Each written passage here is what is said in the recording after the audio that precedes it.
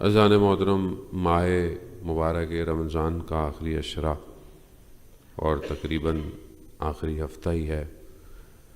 कुछ और जो है वो ये रातें और ये दिन बाकी हैं, वो रातें और वो दिन जिसके लिए कहा गया कि इसकी हर वक्त और इसका हर ज़मान जो है वो बाइस बरकत है। हत्ता रोज़ेदार का सांस लेना भी तस्बीह में शुमार होता है।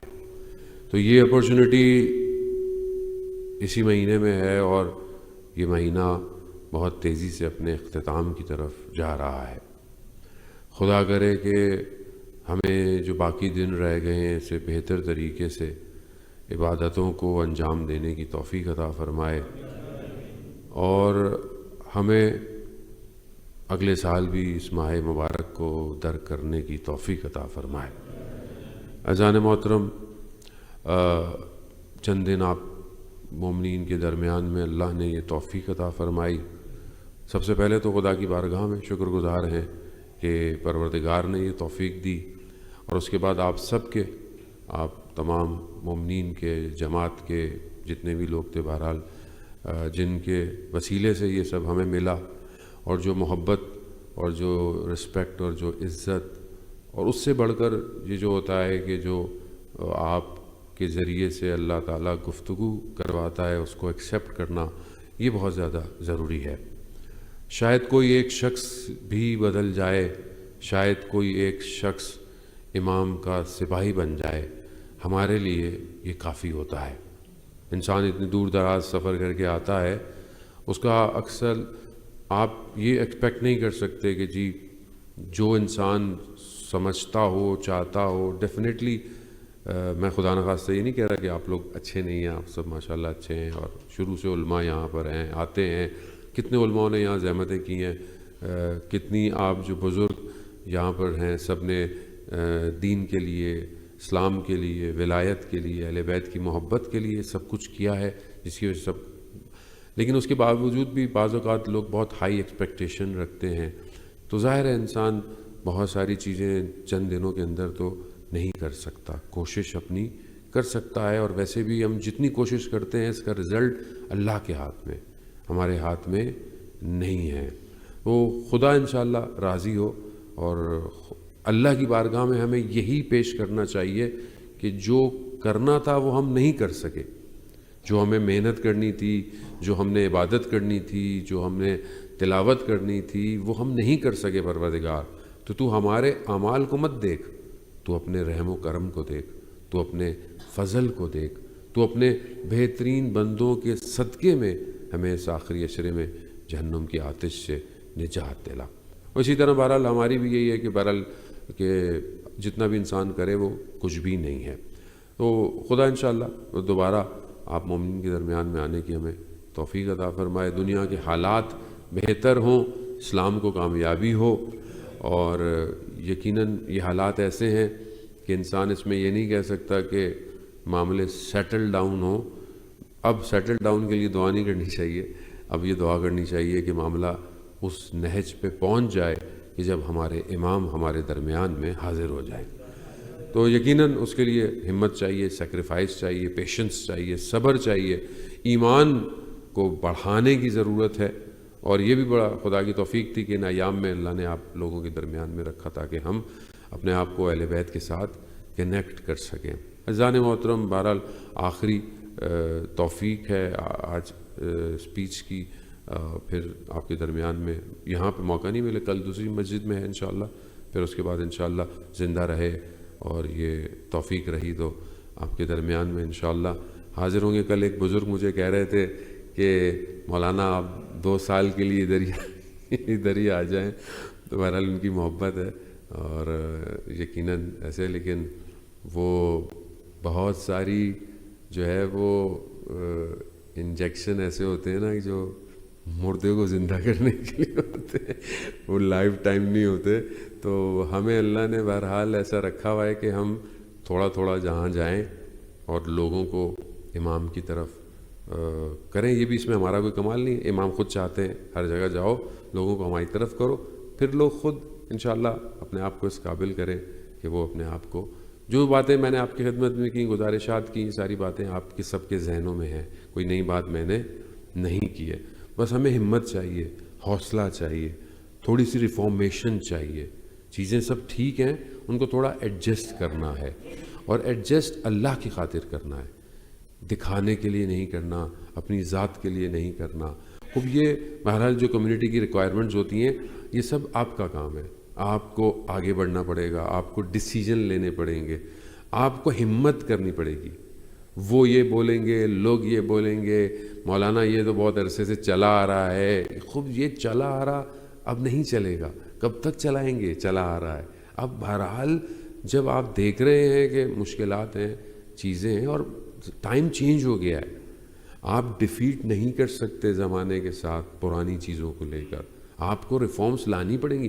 جب آپ اپنی زندگی میں لے کر آتے ہیں، یعنی آپ اپنے آپ کو اپ گریڈ کرتے ہیں، آپ اپنے گھر کو اپ گریڈ کرتے ہیں، آپ اپنے گیجٹس کو اپ گریڈ کرتے ہیں، آپ نے اپنے بزنس کو بھی اپ گریڈ کر لیا. جو بزنس پہلے آپ کا جس طرح کرتے تھے اب آپ ویسے نہیں کرتے. اب آپ کمپیوٹر یوز کرتے ہیں، اب آپ اپلیکیشنس یوز کرتے ہیں، اب آپ سافٹ ویئرس یوز کرتے ہیں، آپ نے CCTV کیمرے لگا لیے ہیں. پہلے ساری چیزیں نہیں تھیں. اب جب آپ اپنے آپ کو اپ گریڈ کر رہے ہیں، اپنے بزنس کو اپ گریڈ کر رہے ہیں، اپنے ٹریول کو اپ گریڈ کر رہے ہیں، تو آپ مذہب کے معاملے میں کیوں اتنے سخت ہوئے ہوئے کہ نہیں پہلے سے ایسا تھا تو ایسے ہو؟ کیوں ایسا ہو بھائی؟ اب چینج ہو گیا ہے، سوسائٹی چینج ہو گئی ہے، زمانہ چینج ہو گیا ہے. دین چینج کرنے کا کوئی نہیں کہہ رہا، سسٹم تھوڑا سا چینج کرنے کی ضرورت ہے. اگر ہم دیکھ رہے ہیں کہ ہمیں فائدہ نہیں ہو پا رہا، ہماری جنریشن کا گیپ آ رہا ہے، ہماری بات ان تک نہیں پہنچ پا رہی ہے، we have to think, we have to talk. ہم کر سکتے ہیں، ایسا نہیں ہے کہ ہم نہ کریں. اور دوسری بات ہے کہ بہرحال بہت ساری چیزیں ٹیبو ہیں، اس کو بریک کریں. مثال کے طور پر بہت سارے بزرگ ہوتے ہیں، بزرگوں کا احترام ضروری ہے. مسجد میں ہو، بچوں کو مت لاؤ، بچے شور کریں گے، بچے یہ کریں گے. بچے مسجد میں نہیں آئیں، کہاں جائیں؟ اگر مثال کے طور پر کوئی لیڈی اپنے گود کے بچے کو لے کر آ رہی ہے، تو وہ اگر مسجد میں نہیں آئے گی تو اسپرچول ایفیکٹ اس کے بچے کے اوپر مجلس کا کیسے پڑے گا؟ اگر آپ بولیں گے نہیں نہیں خاموش رہو، باہر جاؤ باہر جاؤ، تو ایسے تو ہم سب کو باہر کر دیں گے. عزیزان محترم، تو کوشش کریں کہ آپ سب کو ویلکم کریں. ہم کئی جگہ مجلس پڑھتے ہیں، اگر اتنا شور ہو رہا ہوتا ہے، نماز پڑھا رہے ہوتے ہیں، بچے بھاگ رہے ہوتے ہیں، بھاگنے دیں. آپ کی نماز اتنی کمزور نہیں ہونی چاہیے کسی کے شور سے ٹوٹ جائے. آپ کا ایمان اتنا کمزور نہیں ہونا چاہیے کہ مثلا آواز نہیں آ رہی. آواز کیوں نہیں؟ مطلب آپ کنسنٹریشن کو ڈیولپ کریں. عزیزان محترم، دنیا چینج ہو گئی ہے. آج آپ نے بچوں کو، جوانوں کو جگہ نہیں دی، آپ یقین کریں وہ نہیں آئیں گے. آپ اپنے ہاتھوں کو کھول کر ویلکم کریں اور آنے کی اپرچونٹی دیں تاکہ وہ آئیں، بیٹھیں، بات کریں اور امپورٹنس دیں. جب آپ اپنے گھر میں اپنے بچے کو امپورٹنس دیتے ہیں، اپنے بزنس کے لیے، اپنے کام کے لیے، why we are not giving importance to our youth اور اپنے باقی لوگوں کو؟ تو انشاءاللہ امید ہے آپ ان ساری باتوں کو ایک ناقص سے طالب علم ہوتے ہوئے، ادنا سا طالب علم ہوتے ہوئے ان ساری چیزوں کو کنسیڈر کریں گے. اور یہ ریفارمز کی ضرورت ہے امام کے ظہور کے لیے، امام کو لانے کے لیے. عزیزان محترم، بہرحال انشاءاللہ کہ خداوند متعال ہمیں یہ توفیق دے کہ ہم جو کہتے ہیں ہم اس پہ عمل کریں. چند حدیثیں آخری دن ہے، میں چاہ رہا تھا کہ آپ کی خدمت میں آپ کو بتایا کہ اہل بیت کا جو کلام ہوتا ہے وہ بہت تاثیر گزار ہوتا ہے، اور اسی کے ذریعے سے چند دن بھی آپ کی خدمت میں نے کیا.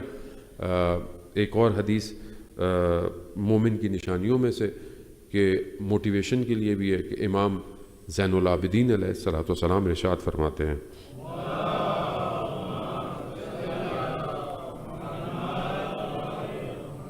امام ارشاد فرماتے ہیں کہ مومن کی، آپ کو پتہ ہے بہت ساری حدیثیں ہیں جس میں مومن کی نشانیاں ہیں. ایک امام حسن عسکری بہت فیمس حدیث ہے جو ہم سنتے ہیں، 40 کی زیارت ہے، انگوٹھی ہونی چاہیے، 51 رکعت نماز ہونی چاہیے، خاک پر سجدہ ہونا چاہیے، اونچی آواز میں بسم اللہ پڑھنا ظہر اثر کی نماز میں. اسی طرح یہ بھی امام کی ایک حدیث ہے جس میں مومن کی 5 نشانیاں بیان کی گئی ہیں. پہلی نشانی کیا ہے؟ امام فرماتے ہیں علامت المومن خمس الورع فی خلوہ، یعنی تنہائی میں، خلوت میں، اکیلے میں اپنے آپ کو پرہیزگار رکھنا. ورع جو ہے وہ تقوی سے تھوڑا اپ گریڈ ورژن ہے. یعنی ورع کے جو سادے معنی وہ یہی ہیں کہ اللہ کے حرام کو حرام سمجھنا اور حلال کو حرام. انسان معاشرے میں ہوتا ہے، بعض اوقات اپنے آپ کو بہتر رکھتا ہے، لیکن کیا تنہائی میں بھی وہ اپنے آپ کو حرام سے دور رکھتا ہے؟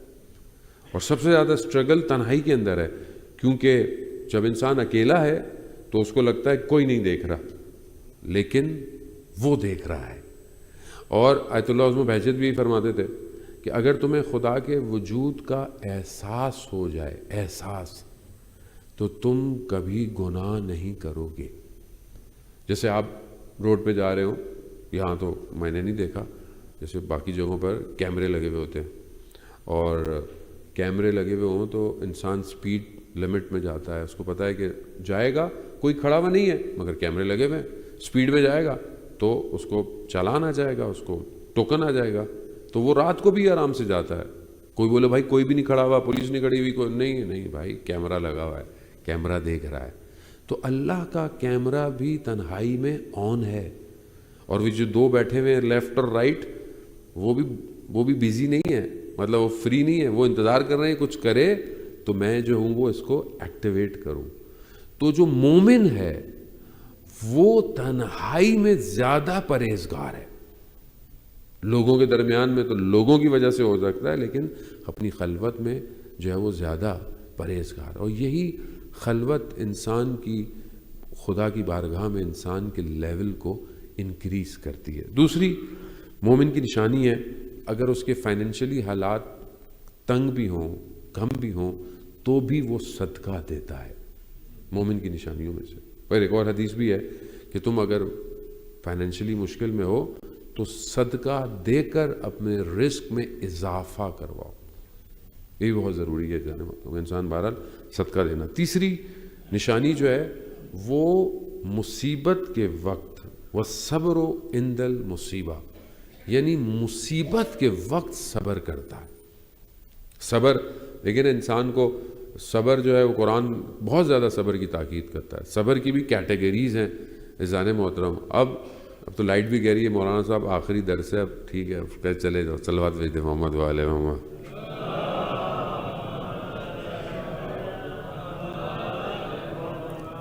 جیسے وہ ہمارے دوست ابھی دعا افتتاح پڑھ رہے تھے، گجراتی میں پڑھ رہے تھے، جیسے حور العین کا ذکر آیا، زبان ان کی لڑکھڑا گئی، تو ان سے پڑھا نہیں گیا زیادہ۔ میں نے کہا شاید ہو سکتا ہے ان کے گھر والی دیکھ رہے ہو، تم کدھر حوروں کے چکر دعائیں مانگ رہے ہو۔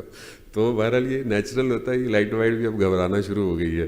عزیزان محترم، صبر جو ہے وہ اس کی کئی قسمیں ہیں، لیکن صبر کے لیے پروردگار نے کیا خوبصورت قرآن کی آیت ہے، ان اللہ مع الصابرین، اللہ صبر کرنے والوں کے ساتھ ہے۔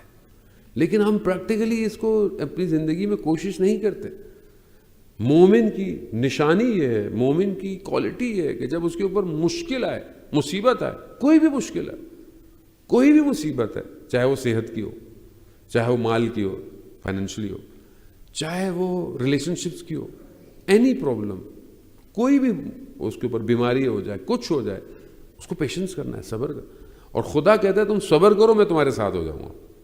تو ہمارے پاس اپرچونٹی تو ملتی ہے، اگر انسان چاہتا ہے کہ وہ خدا کے ساتھ ہو تو اس کو تو چاہیے کہ وہ خدا سے دعا کرے، خدا تو ایسا موقع دے کہ میں صبر کروں اور تیرے ساتھ ہو جاؤں۔ نہیں، ان اللہ مع الصابرین، مومن مشکل کے وقت صبر کرتا، شکوہ نہیں کرتا، شکایت نہیں کرتا۔ البتہ اس کے اوپر ایک اور ورژن ہے جو ہائیسٹ ورژن ہے، کہ ایک شخص امام کی خدمت میں آیا اور امام سے بولا کہ مولا ہم مشکلات پڑتی ہیں تو ہم صبر کرتے ہیں۔ تو امام نے کہا مگر جب ہم پہ مشکلات پڑتی ہیں ہم شکر کرتے ہیں۔ تو ظاہر ہے جتنی انسان کی معرفت ہوتی ہے اتنا ہی اس کا معاملہ بڑھ جاتا ہے۔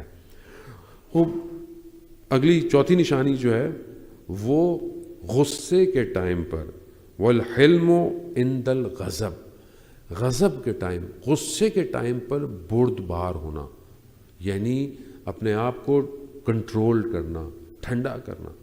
ایک شخص غصے کے بغیر، مطلب اب آپ کا ٹیسٹ غصے کے اندر ہوتا ہے، غصے کے اندر انسان ایکچوئل اندر جو ہوتا ہے وہ باہر آ جاتا ہے۔ تو اس ٹائم پر اگر آپ غصے کو کنٹرول کریں، اور ایسی جگہ پر کنٹرول کریں جہاں آپ قدرت رکھتے ہوں، جہاں آپ آپ کے پاس پاور ہو، آپ اپنے امپلائیز کے آگے غصہ کر سکتے ہیں، آپ اپنی اولاد کے آگے غصہ کر سکتے ہیں، لیکن اگر اس ٹائم پر آپ اپنے آپ کو کنٹرول کرتے ہیں، حلم کرتے ہیں، تو یہ آپ کی کوالٹی ہے۔ آپ ملک اشتر کا میں نے واقعہ آپ کی خدمت میں پہلے بھی بیان کیا۔ ملک اشتر امام کی فوج کا یعنی سردار ہے، کمانڈر ہے، ایسی پرسنالٹی ہے، اور آپ شجاعت دیکھیں، طاقت دیکھیں، سب کچھ دیکھیں، لیکن گزر رہے ہیں ایک جگہ سے اور شخص نے ان کے ساتھ اہانت کی، ان کا بہیو صحیح نہیں کیا، ڈس رسپیکٹ کی، لیکن وہ چپ کر کے چلے گئے۔ پیچھے شخص نے بولا تم نہیں جانتے کون تھا؟ کہا کون؟ کہا ملک اشتر کا۔ اس نے جب نام سنا تو وہ کانپنے لگا، وہ پھر ڈھونڈتا ڈھونڈتا پیچھے گیا کہ میں معذرت چاہوں، دیکھا تو مسجد کے اندر بیٹھے ہوئے، تو کہا میں آپ سے معذرت چاہتا ہوں، میں آپ کو پہچانا نہیں تھا۔ تو کہا میں مسجد آیا اس لیے تھا کہ اللہ کی بارگاہ میں تمہاری مغفرت کی دعا کروں۔ ملک اشتر ہے، چاہے تو کیا نہیں کر سکتا، لیکن حلم ہے، اپنے غصے کو پی گیا ہے، اور حلم اور بردباری ہے، یہ چیز بہت ریکوائرڈ ہے، یہ پرسنالٹی ڈیولپمنٹ کے لیے بھی بہت ضروری ہے۔ ہر معاملے میں تھوڑی تھوڑی دیر بعد اگر آپ رپلائی کرنا شروع کر دیں، آپ کی اپنی پرسنالٹی خراب ہو جاتی ہے، آپ اپنی شخصیت کو ختم کر دیتے ہیں۔ The more deep the human the more strong the human. جتنا انسان گہرا ہوتا ہے اتنا مضبوط ہوتا ہے، جتنا انسان چیزوں کو صبر کرتا ہے، اور نیچرل ہے۔ اب آپ یہ بولیں مجھے غصہ نہ آئے، نہیں، یہ پاسبل نہیں ہے۔ غضب ایک ایسی اندر پاور ہے جو ریکوائرڈ ہے، لیکن کہیں ہونی چاہیے۔ اب دشمن کے مقابلے میں، جیسے ابھی دنیا کے جو حالات ہیں، دشمن ہے، اس کے معاملے میں آپ کے اندر غصہ ہونا چاہیے، غضب ہونا چاہیے۔ اگر یہ غضب نہیں ہوگا تو آپ دشمن پہ غلبہ نہیں کر سکتے۔ لیکن آپس میں، فیملی میں، ریلیشن شپ میں، کمیونٹی میں، روڈ پہ جا رہے ہیں، کوئی گاڑی غلطی سے غلط گزر گئی، کسی نے بدتمیزی کر دی، ہاؤ یو بیہیو، تو یہ مومن کی نشانی ہے کہ وہ غضب میں اپنے آپ کو پیشنس رکھتا ہے۔ اور آخری نشانی جو ہے وہ مومن کی، وہ یہ ہے کہ وہ خوف کے باوجود بھی وَالصِّدْقُ عِنْدَ الْخَوْفِ، یعنی خوف کے باوجود بھی وہ سچ بولتا ہے۔ اور یہ سب سے مشکل کام ہے ہر انسان کی زندگی میں، انسان کو کہیں خوف ہو اور وہ وہاں پر انسان سچ نہ بول سکے۔ تو عزیزان محترم، مومن کی بہرحال یہ نشانیاں ہیں کہ خداوند متعال ہمیں ان نشانیوں پر اپنے اندر، اور انشاءاللہ کہ یہ نشانیاں ہمارے اندر ہیں، انسان جو ہے ان ساری چیزوں سے اپنے آپ کو، کریکٹر بلڈنگ بہت زیادہ امپورٹنٹ ہے عزیزان محترم۔ کردار نہ ہو تو آپ جتنی بڑی بلڈنگ بنا لیں، بیس کھوکھلی ہو نا، سب گر جاتا ہے۔ جتنا اس کو سجا لیں، اگر اس کے ستون، اس کے جو پلرز ہیں وہ ویک ہیں، آپ نے اتنی اچھی مسجد بنائی ہو، سب کچھ بنایا، اور اگر اس کے ستون مضبوط نہیں ہے تو یہ سب شیکنگ ہے۔ کردار اس لیے ضروری ہے، کردار ہی باقی رہ جائے گا۔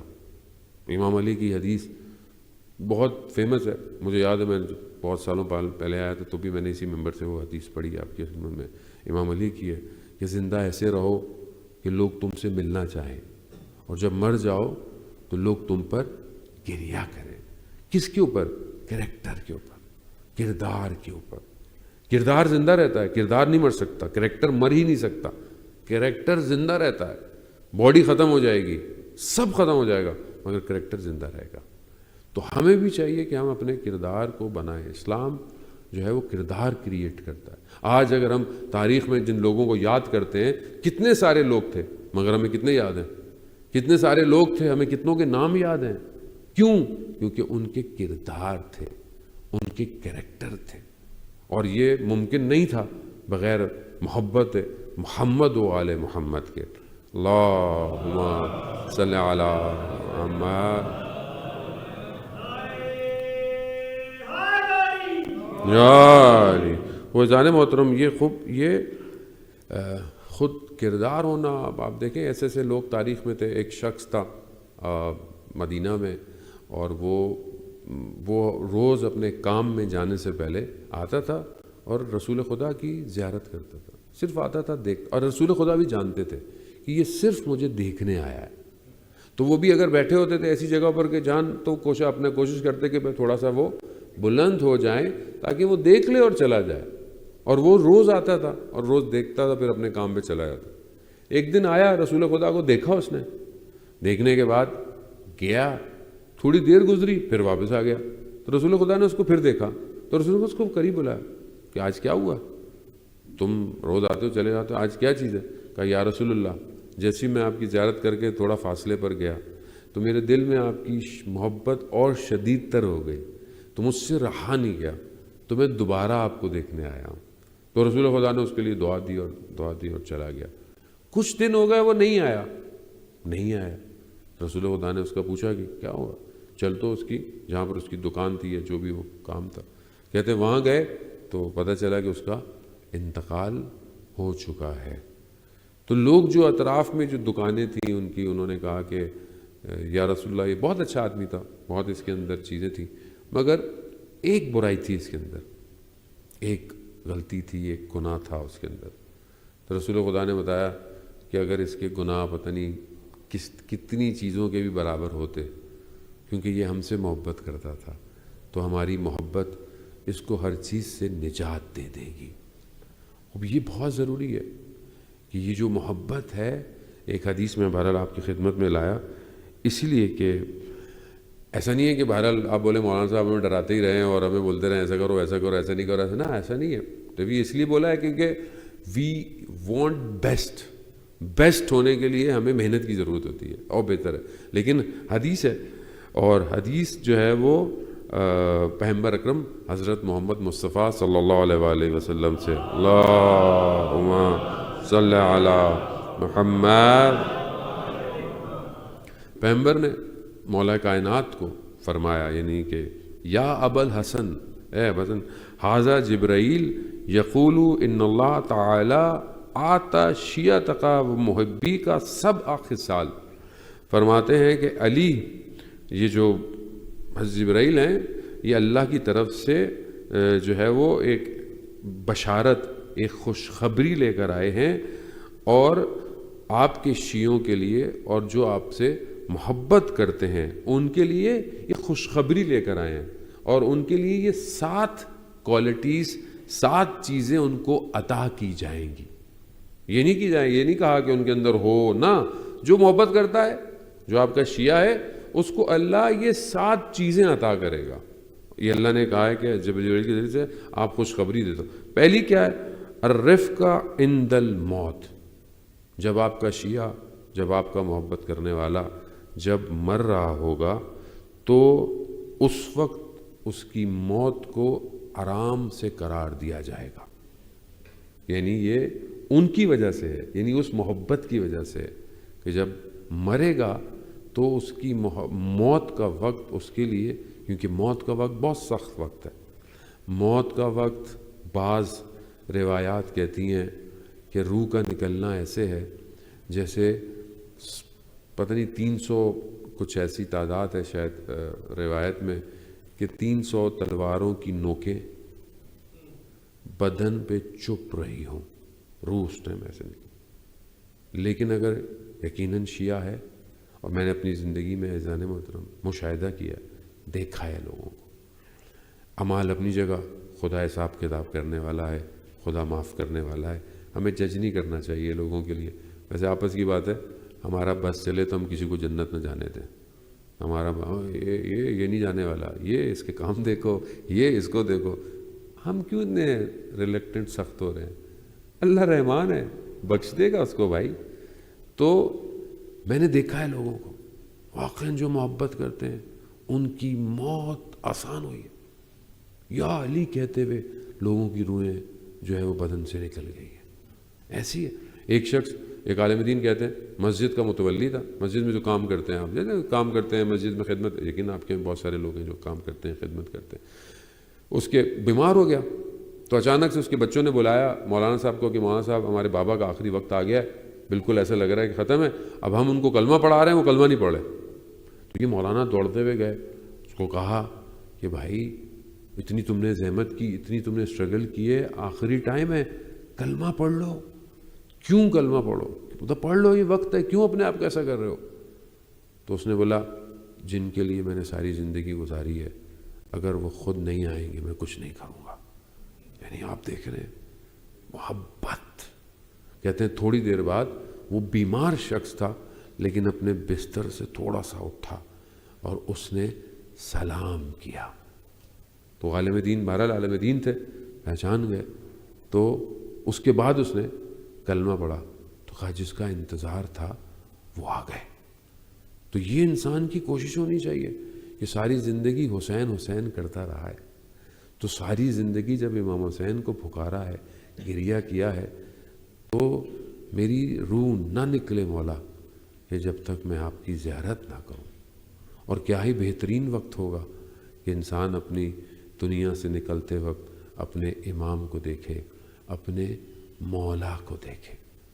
تو یہ جو میں بہرحال آپ کو بہت بار ریکویسٹ کرتا ہوں، یہ میں آپ سے کہتا ہوں کہ آپ مجلس میں بچوں کو آنے دیں، ماؤں کی گودوں کے بچوں کو آنے دیں. یہ ساری چیزیں اثر کرتی ہیں ان کی روح کے اوپر، ان کے سول کے اوپر. یہ مجلس جو ہم پڑھتے ہیں اس میں ہمارا کمال نہیں ہوتا، چاہے کوئی بھی عالم پڑھے. ڈیفینیٹلی ہر کسی کا سٹائل الگ ہے، ہر کسی کی روش الگ ہے، ہر کسی کا ٹاپک الگ ہے، مگر مجلس کا اپنا جو اورا ہے، اپنا جو ایسنس ہے، وہ ہماری وجہ سے نہیں ہے، وہ امام حسین کی وجہ سے ہے. اس کے اثرات انسان کی روح کے اوپر مرتب ہوتے ہیں. اور جب بچہ زندگی سے ایسا ہو تو پھر اس کی زندگی ایسی ہوگی. آج جو پرابلم ہے سوسائٹی میں اس کی وجہ یہی ہے کہ خدا نہ بہت سے لوگ ہمیں کہتے ہیں کہ سب بچے یہاں تک تھے تو ٹھیک تھے، جیسے ہی پڑھنے بھیج دیا، باہر بھیج دیا، پرابلم ہے. اگر آپ نے اس کے اندر انسٹال کر دی محبت، آپ یقین کریں میں ایسے لوگوں کو جانتا ہوں جو مشکلات میں، ایک فیملی ہے، میرے دوست ہیں، وہ خود کہتے ہیں کہ ان کے فادر حالانکہ اہل سنت تھے، مدر شیعہ تھی. وہ یورپ کے ملک میں ایسی جگہ پر رہتے تھے جہاں کوئی مسلمان نہیں تھا، ان کی جاب ایسی تھی، لیکن ان کی ماں نے اپنی زندگی میں قربانیاں دیں. اپنے ہسبینڈ کو بولا آپ جاب یہیں کریں، میں وہاں شفٹ ہوں گی جہاں پر کوئی حسینیہ ہوگا، جہاں امام بارگاہ ہو، تاکہ میں اپنے بچوں کو اہل بیت دے سکوں، حسین دے سکوں. اور آج ماشاءاللہ ان کے بچے ماشاءاللہ سب جو ہے اہل بیت کے راستے پر ہیں. یہ چیزیں اثر کرتی ہیں. ہم لوگ جو بزرگ یہاں بیٹھے ہوئے، ہم لوگوں کو تو بائی ڈیفالٹ مل گیا نا یہ سب کچھ، اس لیے ہمیں اس کا احساس نہیں ہے. عزیزان محترم، پہلی چیز رفقہ عند الموت. دوسری چیز والانس عند الوحشہ. اور جو وحشت کا وقت ہوگا، وہ جو قبر کا وقت، قبر وحشت ہے، قبر یعنی کوئی نہیں ہے، اس وقت کوئی نہ کوئی چاہیے جو اس وحشت کو دور کرے. آپ اکیلے بیٹھے ہوں، اندھیرا ہو، تو اگر کوئی آپ کے ساتھ آ جائے، آپ سے بات کرے، آپ سے گفتگو کرے، آپ کو کتنا سکون ملے گا. تو جو اہل بیت سے، امام علی سے محبت کرتا ہوگا، جو ان کا شیعہ ہوگا، اس کی قبر میں وحشت نہیں ہوگی. اور ایک اور بہت آیت اللہ جنہوں نے قم کا حوضہ بنایا، وہ کہتے ہیں کہ جب ان کا انتقال ہوا، ایک عالم دین کو بعد میں بیان کرتے ہیں خواب میں آگے کہ جب ان کا انتقال ہوا تو وہ کہتے ہیں کہ میں نے دیکھا کہ سب لوگ رو رہے تھے، چلے گئے، اکیلا ہوں، اور میں نے دیکھا دو آگ، فائر، دو میرے قریب آ رہی ہیں. تو مجھے ایسا لگا کہ میں ہلاک نہ ہو جاؤں، حالانکہ مر چکے ہیں، لیکن اور خوف ہوا. لیکن میں نے دیکھا ایک نور آیا، جیسے ہی نور قریب آیا تو وہ فائر مجھ سے دور ہو گئی، آگ مجھ سے دور ہو گئی. تو میں نے اس نور سے پوچھا آپ کون ہیں؟ آپ نہیں آتے میں ہلاک ہو جاتا. تو کہا میں امام رضا ہوں. تم میری زندگی میں پتہ نہیں 73 دفعہ میری زیارت پہ آئے ہو، میں بھی اتنی ہی دفعہ تمہاری قبر میں آؤں گا. تو یہ اہل بیت ہے. You can not buy this with cash money. یہ محبت آپ پیسوں سے نہیں خرید سکتے. یہ محبت آپ کو انسٹال کرنی پڑتی ہے، یہ عقیدہ آپ کو بنانا پڑتا ہے.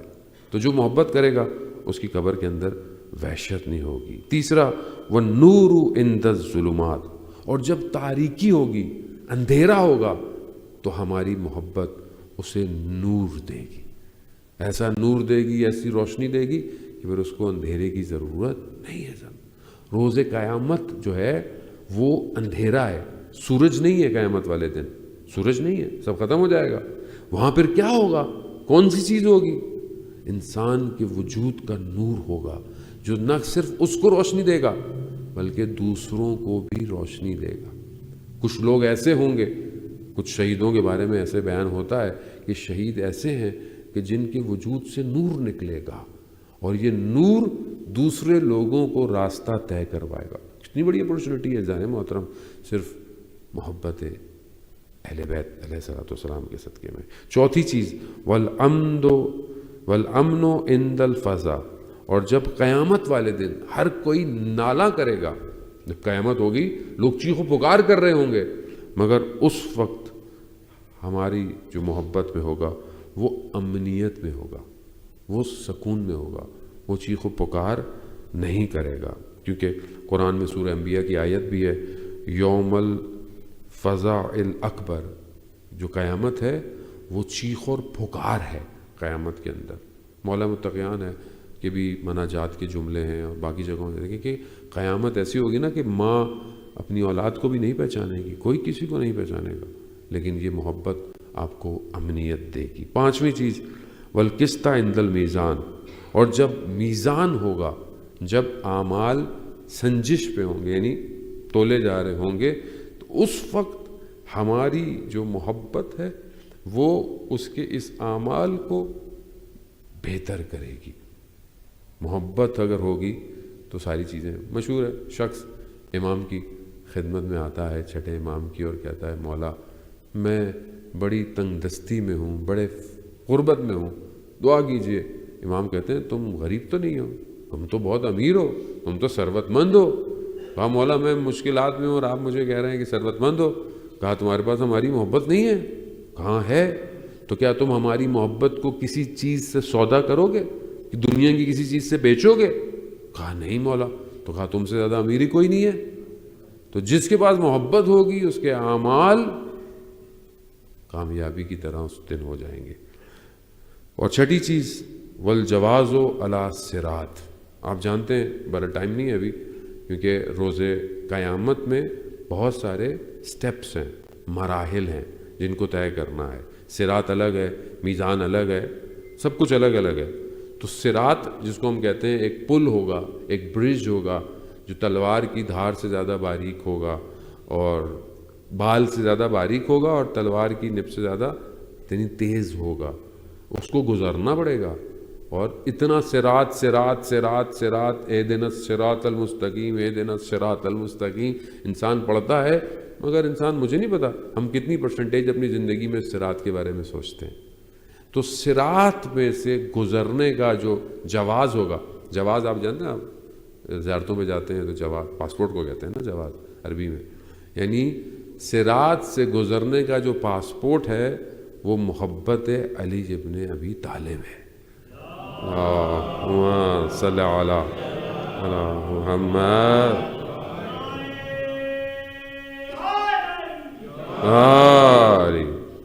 اور آخری جو صفت ہے اس حدیث کے اندر وہ یہ وَدُخُولُ الْجَنَّةِ قَبْلَ النَّاسِ يَسْعَى نُورُهُمْ بَيْنَ أَيْدِيهِمْ.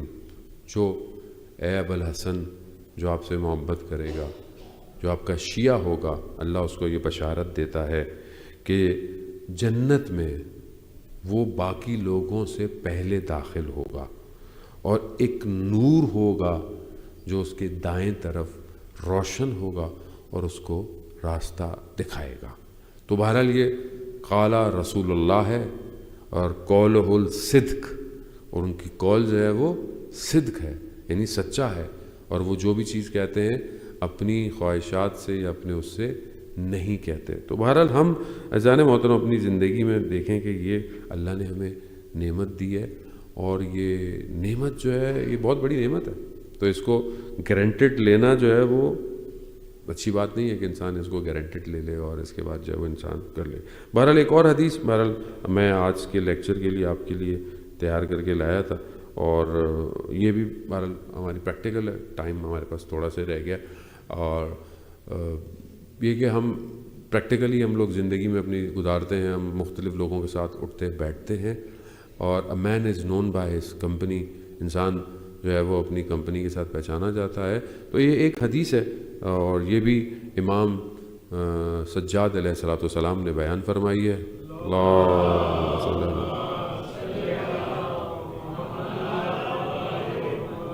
اور یہ امام نے اپنے بیٹے کو کہی ہے کہ بیٹا 5 طرح کے لوگوں کے ساتھ نہیں بیٹھو، یعنی 5 طرح کے لوگوں کے ساتھ کمپنی نہیں کرو. میں بس تیزی سے جلدی یہ آپ کی خدمت میں چاہ رہا تھا.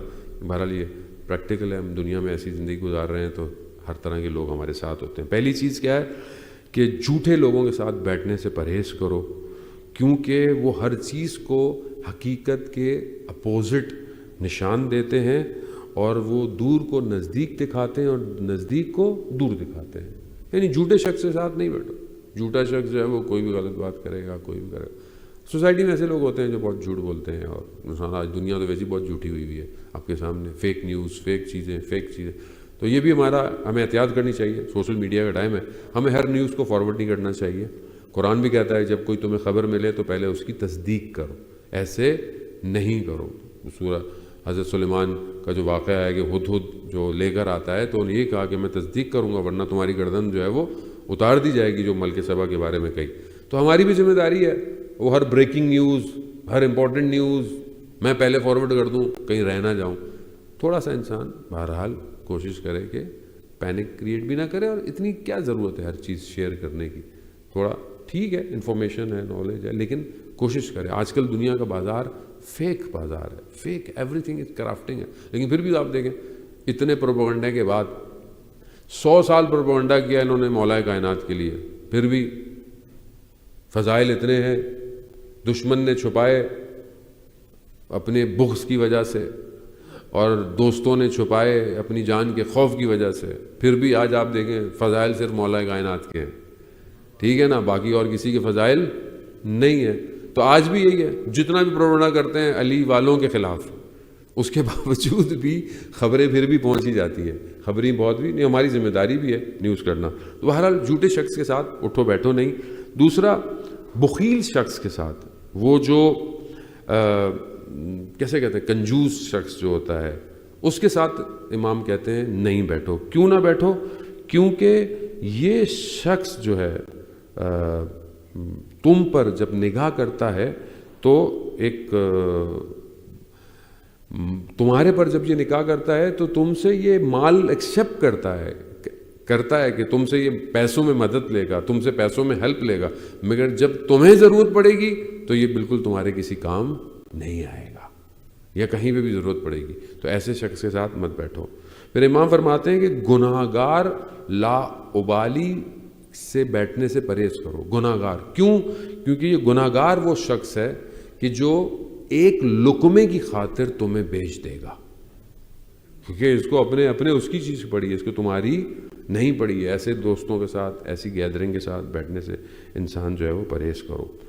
اور احمق, کم عقل جو لوگ ہوتے ہیں ان کے ساتھ بھی مت بیٹھو, کیونکہ یہ جو ہے وہ تمہیں فائدہ دینے سے زیادہ تمہیں نقصان دیں گے. انسان احمق ہوتے ہیں, حماقت والی باتیں کرتے ہیں. بعض روایات میں ہے کہ اونچی آواز میں کہکا بھی مت لگاؤ, کیونکہ اونچی آواز میں کہکا لگانا دل کو حماقت کی طرف لے کے جاتا ہے. اور آخری جو ہے وہ بہت امپورٹنٹ ہے ان حالات میں, جیسے ہم ایسے شخص کے ساتھ مت بیٹھو جس نے اپنی فیملی کے ساتھ ریلیشن شپ کٹ کر دیا ہو, یعنی جو صلہ رحمی نہیں کرتا. ایسے شخص کے ساتھ مت بیٹھو, کیونکہ قرآن میں 3 جگہ ایسے شخص پر لعنت کی گئی ہے. تو بہرحال یہ بہت ضروری ہے صلہ رحمی کرنا. آج کا دور ہے, قیامت قریب ہے, ہر شخص کی اپنی قیامت. ادھر میں مر گیا میری تو قیامت ہو گئی نا, چاہے قیامت کبھی بھی آئے, اور مجھے پتہ بھی نہیں ہے میرا مرنا کب ہے. تو میں بہرحال صلہ رحمی کروں, اپنی طرف سے سلام کر لوں, واٹس ایپ کا میسج بھیج دوں, کوئی بھی ہے خوشحالی کی بات کہہ دوں, اپنی طرف سے صلہ رحمی کروں. چاہے سامنے والا جو کرے وہ اس کا اپنا حساب کتاب ہے.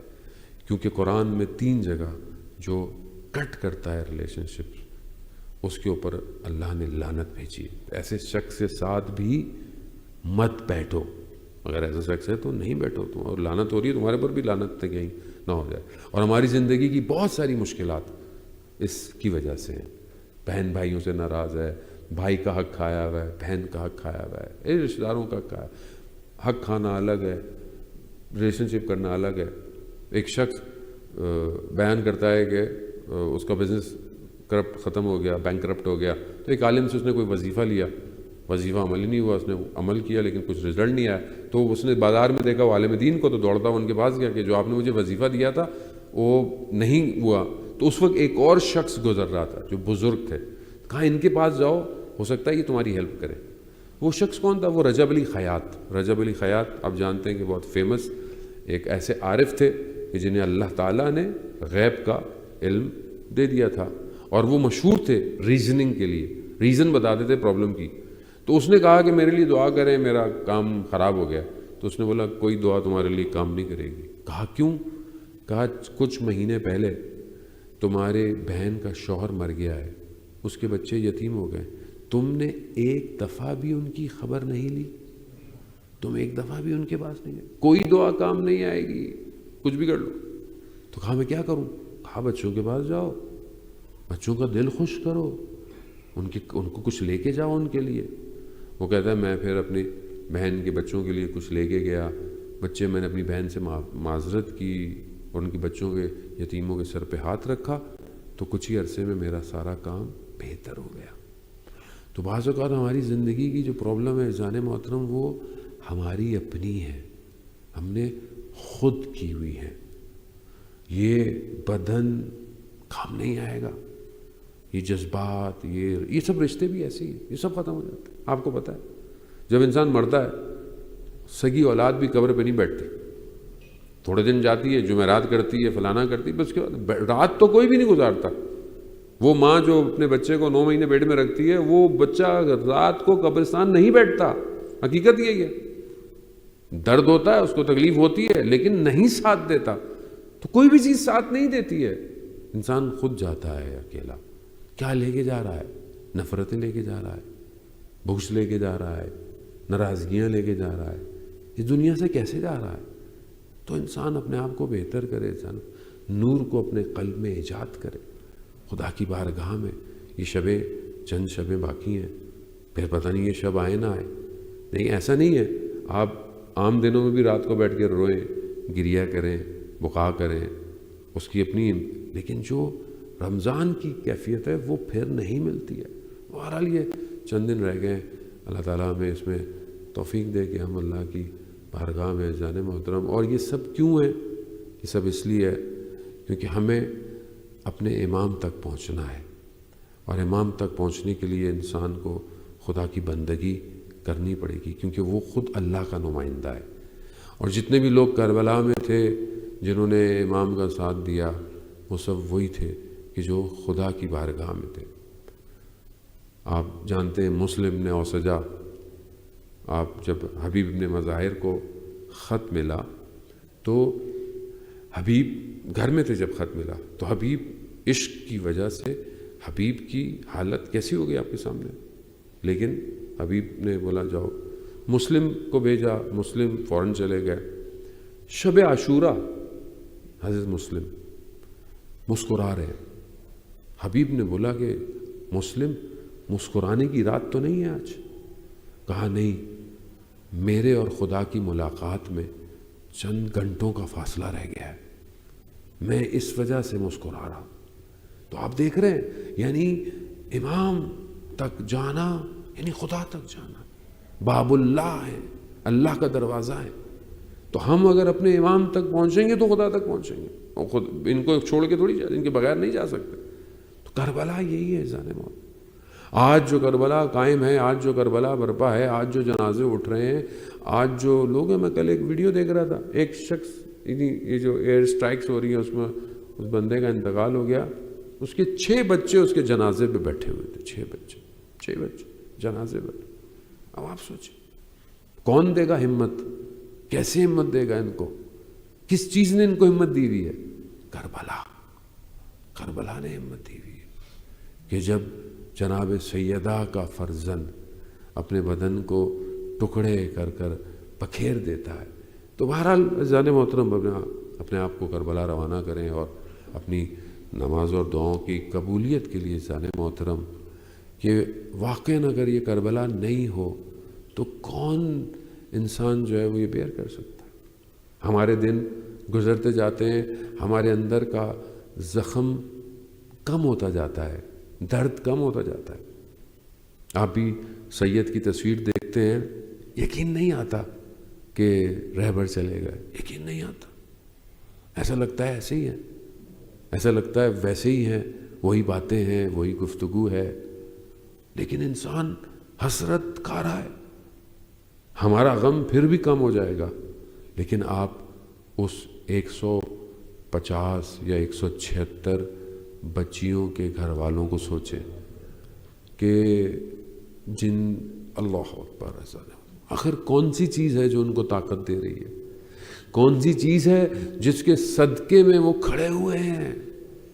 یہی کہتے ہوں گے حسین تیری اولاد پر ہماری اولاد قربان ہو جائے، روحی، مالی، نفسی، ولدی لکل فدا، سب آپ پر قربان ہو امام حسین۔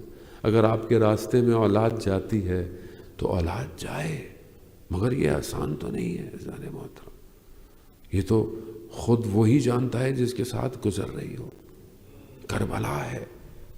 عزیزان محترم، آپ جانتے ہیں کہ روزے عاشور گزر گیا، اور جب 11 محرم کو جو ہے وہ یہ لٹا ہوا کارواں مقتل کے پاس سے گزرا، تو کہتے ہیں کہ بدن کی حالت ایسی تھی کہ امام سجاد سے صبر نہ ہوا۔ بعض علماء کہتے ہیں کہ اس سے پہلے کہ امام سجاد کی روح اپنے بابا کے بدن کو دیکھ کر پرواز کرتی، جناب زینب نے اپنے آپ کو اپنے بھائی کے بدن پہ گرا دیا، اور وہ گریہ کیا کہ حاضل حسین، یہ حسین ہے کہ جس کا بدن خون میں اتنا غلطیتا ہے، جس کے بدن کے اعضاء اتنے کٹے ہوئے ہیں۔ عزاداران محترم، 13 محرم کو جب اجاز امامت سے امام سجاد کربلا آئے ہیں تو بنی اسد کا قبیلہ مردوں کو، شہیدوں کو دفنانے کے لیے، آپ جانتے ہیں نا بدنوں کے سر موجود نہیں تھے۔ امام بتاتے ہیں یہ اس کا بدن ہے، یہ اس کا بدن ہے، اور یہ بدن دفنائے جا رہے تھے، مگر میں قربان جاؤں امام سجاد کی غربت پر 35 سال گریہ کرتا رہا۔ ایک بدن پر آیا تو کہا چھوڑ دو اسے میں خود دفناؤں گا۔ کہا مولا یہ کس کا بدن ہے؟ آج بھی آپ سوچتے ہیں نا، بعض میں انٹرویو دیکھ رہا تھا، بعض مائیں کہتی ہیں ہمیں ہماری بیٹیوں کے بدن نہیں ملے، اڑ گئے، صرف بیگ ملا، ہمیں بدن بکھر گیا۔ امام سجاد بھی کہتے ہیں میں اس بدن کو خود دفناؤں گا۔ کہا بنی اسد کوئی بوری ہے، کوئی ایسی چیز ہے؟ کہا کیوں؟ مقتل کہتا ہے امام نے اپنے بابا کے بدن کو اٹھایا نہیں ہے، امام نے اپنے بابا کے بدن کو سمیٹا ہے۔ اتنے بدن کے ٹکڑے ہوئے تھے، اتنا بدن بکھرا ہوا تھا۔ ارے زہرا کا لال جسے چکیاں پیس کر پالا ہو، ارے وہ رسول کا نواسا جسے اپنے کندھوں پہ بٹھایا ہو، اس کا بدن کربلا میں بکھرا پڑا تھا۔ امام نے اپنے بابا کے بدن کو سمیٹ کر دشتے کربلا کی زمین میں اتارا۔ مقاتل کہتے ہیں امام جھکے ہوئے اپنے بابا کے بدن کو دیکھ رہے ہیں۔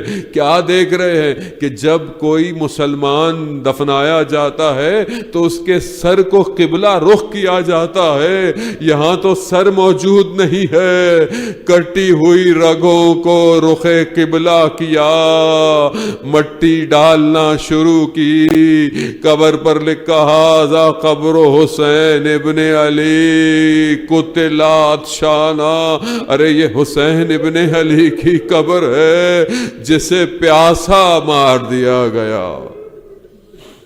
الا لعنت اللہ علی القوم الظالمین وسیعلم الذین ظلموا ای منقلب ینقلبون۔ پروردگار تجھے واسطہ محمد و آل محمد کا امام زمانہ کے ظہور میں تعجیل عطا فرما، ہمیں ان کے ناصروں، ان کے مددگاروں میں شمار فرما۔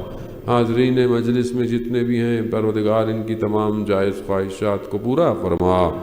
پروردگار ہم خطا کار ہیں، گناہ گار ہیں، اس ماہ مبارک کے اس آخری عشرے میں ہماری مغفرت فرما،